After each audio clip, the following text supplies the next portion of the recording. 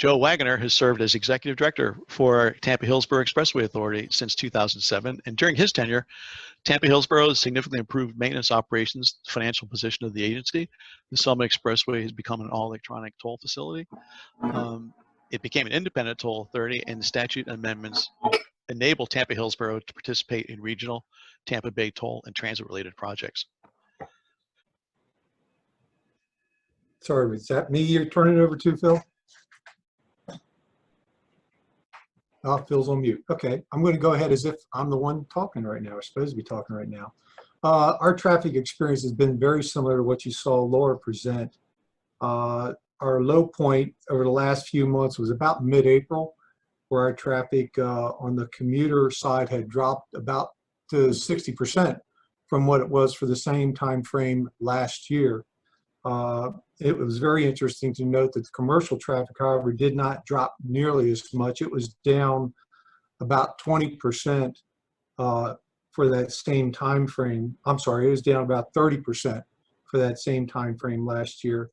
Right now, it has been climbing pretty steadily since then, to the point where our current commuter traffic is down 41% or about 40%.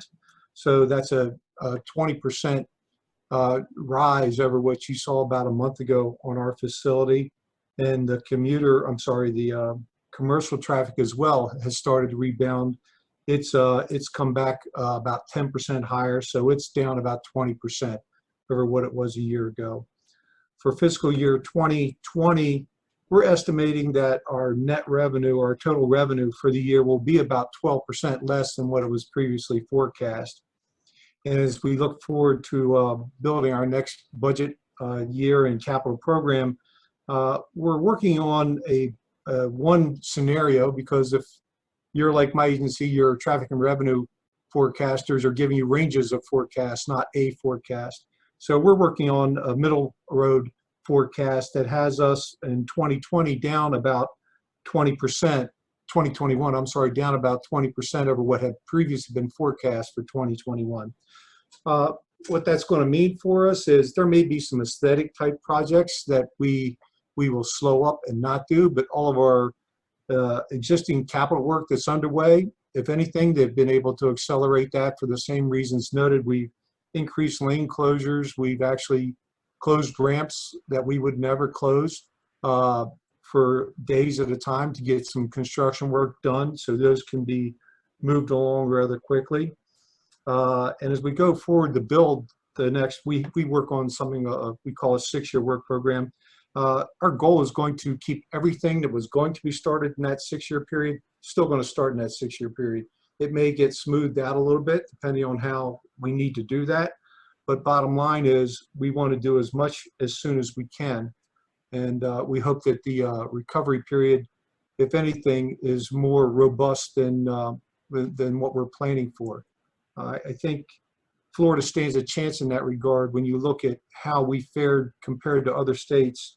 The state in general and the governor's plan deserve a lot of credit for a population of the size and urban agents, the urban facilities and the urban areas we have in the state, to have been able to flatten the curve and keep it flat as we have is pretty remarkable when you look at what's going on in the rest of the country. So we don't get a chance to give ourselves a pat on the back often, in my opinion, compared to the nation, but I think we've done a good job here. So congratulations to our policymakers and our leaders in that regard.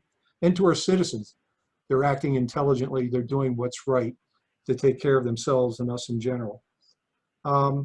So that's, in a nutshell, what's going on with my agency, and I'll stop there because I know we don't have a lot of time left and there's some questions that others would like to have answered. So I'll turn it over to Javier at this time.